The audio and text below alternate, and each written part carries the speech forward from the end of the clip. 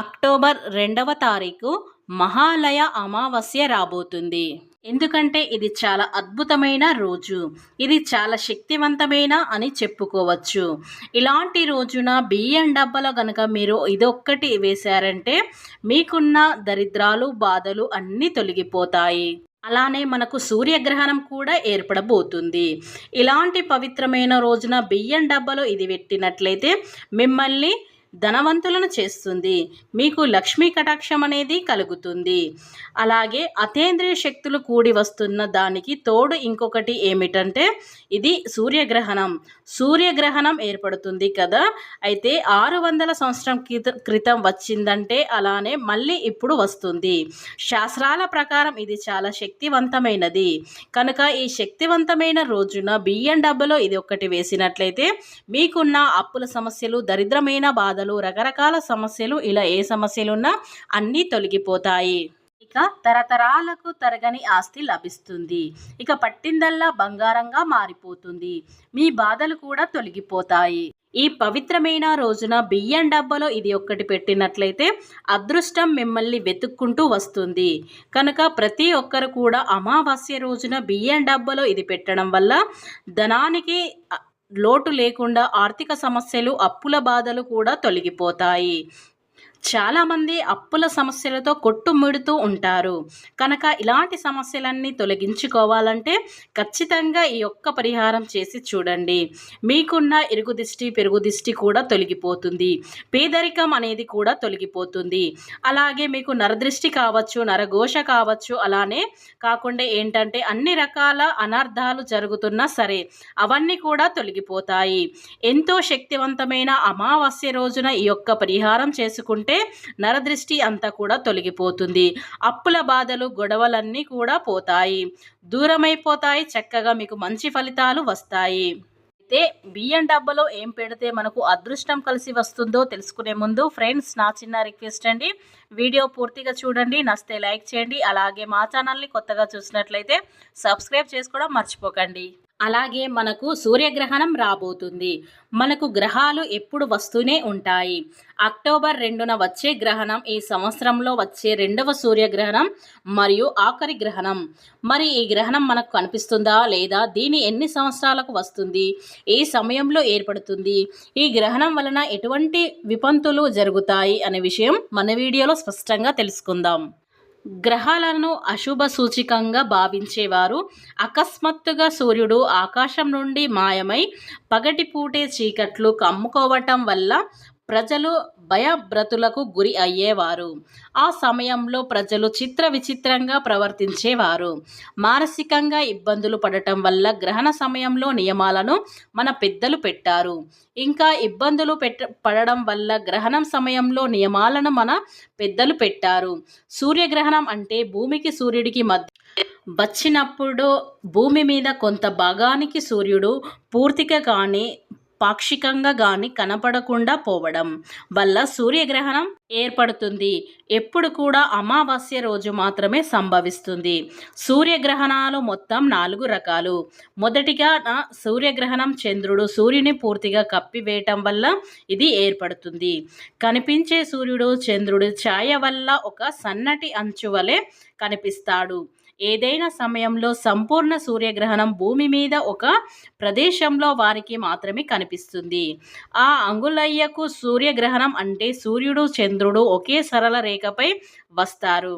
కానీ సూర్యుడి కంటే చంద్రుడి పరిమాణం చిన్నదిగా ఉండటం వల్ల చంద్రుని చుట్టూ సూర్యుడి ఒక ప్రకాశవంతమైన ఉంగరం వలె కనిపిస్తాడు. అందుకే దీనిని అంగుళాయక సూర్యగ్రహణం అంటే రింగ్ సోలార్ ఎక్లిప్స్ అంటారు. దీనినే కంగ్రాట్స్ సూర్యగ్రహణం అని కూడా అంటారు. ఇక 3వ రకం సూర్యగ్రహణం పాక్షిక సూర్యగ్రహణం లేదా పర్షియల్ సోలార్ టిప్స్. పాక్షిక సూర్యగ్రహణం అంటే సూర్య చంద్రులు ఒకే సరళ రేఖపై ఉండరు.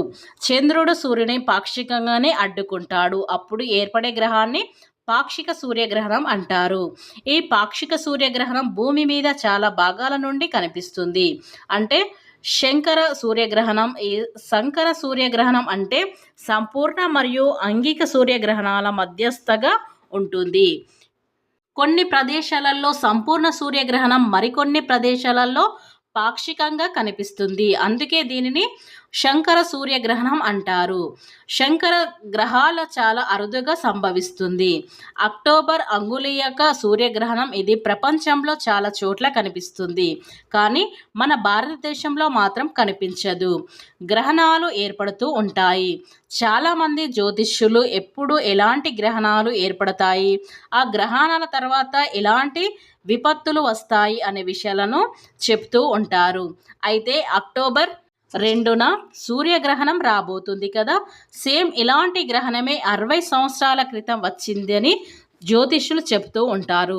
ఇది సంపూర్ణ సూర్యగ్రహణం. దీనినే రింగ్ ఆఫ్ ఫైర్ అని పిలుస్తూ ఉంటారు. వేల సంవత్సరాల క్రితం వచ్చింది, మళ్ళీ ఇప్పుడు వస్తుంది. మనకు ఎప్పుడు సూర్యగ్రహణాలు వచ్చినా పాక్షికంగా వస్తాయి లేదా సంపూర్ణ సూర్యగ్రహణాలు వస్తాయి. ఈ సూర్యగ్రహణం ఏర్పడడం ప్రపంచానికి కీడును తీసుకొస్తుంది. ప్రపంచాన యుద్ధాలు జరుగుతాయి. ఈ విషయాన్ని పురాణాల్లో కూడా చెప్పారు. ఇలాంటి గ్రహణం వచ్చినప్పుడు భూమి వ్యక్తిత్వంతో తోడుస్తుంది. ఇక అమావాస్య రోజును ఇంటిని చాలా శుభ్రం చేస్తే మీ ఇంట్లో లక్ష్మీదేవి తిష్ట వేసుకొని కూర్చుంటుంది. మీ ఇంటి ధనవర్షాన్ని కురిపిస్తుంది. లక్ష్మీదేవికి ఎంతో ఇష్టమైన ఈ అమావాస్య రోజున ఇంటిని ఇలా శుభ్రం చేసుకోవడం వల్ల అమ్మవారిని కరుణ కటాక్షాలకు పాత్రలు కావచ్చు. నవరాత్రులు ముందు వచ్చే అమావాస్య ఎంతో శక్తివంతమైనది. ఈ అమావాస్య రోజు మరి అలాంటి ఈ అమావాస్య రోజున ఇంటిని ఎలా శుభ్రం చేసుకోవాలి, ఎలా శుభ్రం చేస్తే ఇంటికి లక్ష్మీదేవి వస్తుందో ఇప్పుడు తెలుసుకుందాం. ఇటీవల కాలంలో సాధారణంగా చాలామందికి తెలియటం లేదు. సాధారణంగా ఇప్పుడు ఉన్న కాలంలో అందరూ కూడా బిజీ లైఫ్ అనుభవిస్తూ ఉన్నారు. ఈ బిజీ లైఫ్లో ఇంటిని ఎలా శుభ్రం చేసుకోవాలో, ఎలా శుభ్రం చేసుకుంటే లక్ష్మీదేవి మన ఇంట్లో ఉంటుందో అన్న సంగతే మర్చిపోయారు. మన ఆచారాలను సంప్రదాయాలను మర్చిపోయి వాళ్ళ ఇష్టం వచ్చినట్లు ఇంటిని ఊడుస్తూ ఉన్నారు. కానీ అలా అస్సలు చేయకూడదని మన పండితులు చెబుతున్నారు. నవరాత్రులకు ముందు వచ్చే ఈ అమావాస్య రోజును ఇల్లు తడిగుడ్డ పెట్టేటప్పుడు నీళ్ళల్లో గల్లుప్పు, కొంచెం పసుపును వేసి ఇలా ఖచ్చితంగా శుభ్రం చేసుకున్నట్లయితే లక్ష్మీదేవి తిష్ట వేసుకొని కూర్చుంటుంది.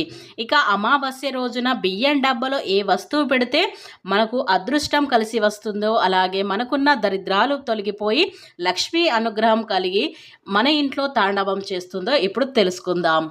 ఇలా బియ్యం డబ్బాలో ఇది వేయడం వల్ల 4 వైపుల నుండి ధనం దూసుకు వస్తుంది. ఇక మీరు కోరుకున్నంత ధనం వస్తుంది. ఇక మీకు జీవితంలో డబ్బుకు లోటు అనేదే ఉండదు. బియ్యం అంటేనే అన్నపూర్ణాదేవి స్వరూపం. బియ్యాన్ని లక్ష్మీదేవిగా భావిస్తాం. హిందువులు ఎంతో పవిత్రంగా చూస్తారు. ఎందుకంటే బియ్యం లేకుండా, అన్నం తినకుండా ఏ మనిషి బ్రతకలేడు. ఎంత ధనవంతుడైనా సరే బియ్యం లేకుండా బ్రతకలేడు. ఎందుకంటే ఎంత ధనం ఉన్నా ఆ ధనం తినలేరు కదా, అన్నమే తింటారు. కనుక బియ్యానికి మన జీవితానికి సంబంధం ఉంది. అందుకే మనం పెద్దలు బియ్యానికి ఎంతో ప్రాధాన్యత ఇచ్చేవారు. ఒకవేళ కింద చేతితో ఒలికిన ఎత్తేసేవారు, అంతేకాని చీపిరితో తుడిచేవారు కాదు. కాలితో బియ్యాన్ని తొక్కితే పాపం చుట్టుకుంటుంది. ఎందుకంటే మన పెద్దలు బియ్యాన్ని అన్నపూర్ణాదేవి స్వరూపంగా భావించి ఎంతో గౌరవంగా చూసుకునేవారు. అందుకే వారు ఎప్పుడూ ధనధాన్యాలకు లోటు లేకుండా సంతోషంగా ఉండేవారు. అయితే అమావాస్య రోజున మీరు శుచిగా స్నానం చేసి ఒక ఎరుపు రంగు వస్త్రాన్ని తీసుకొని దాంట్లో ₹1 నాణాన్ని వేయండి. ఎందుకంటే లక్ష్మీదేవికి ఇష్టమైన రూపాయి. అలాగే చిటికెడు పసుపు, అలాగే చిటికెడు కుంకుమను కూడా అందులో వేయండి. ఇలా ఆ వస్త్రంలో వేసిన తర్వాత ఒక మంచి నిమ్మకాయని తీసుకోండి. నిమ్మకాయను చెడును తొలగించుకునేదానికి ఎంతో ఉపయోగపడుతుంది. అలాగే ఉప్పు, ఈ రాళ్ళ ఉప్పుని వేయండి, సన్నుప్పు వేయకండి. ఇలా ఉప్పుని వీటన్నిటిని వేసిన తర్వాత దానికి ఆ మూటకి ధూపం వేయండి. ధూపం వేసిన తర్వాత మీ మనసులో ఉన్న కోరికలను చెప్పుకొని ఆ మూటని ఆ బియ్యం డబ్బాలో కొన్ని బియ్యం తీసి ఆ మూటని అనేది అడుగు భాగంలో పెట్టండి. ఇలా అమావాస్య రోజున బియ్యం డబ్బాలో పెట్టడం వల్ల మీకు లక్ష్మీ కటాక్షం అనేది కలుగుతుంది. ధనం మిమ్మల్ని వెతుక్కుంటూ వస్తుంది.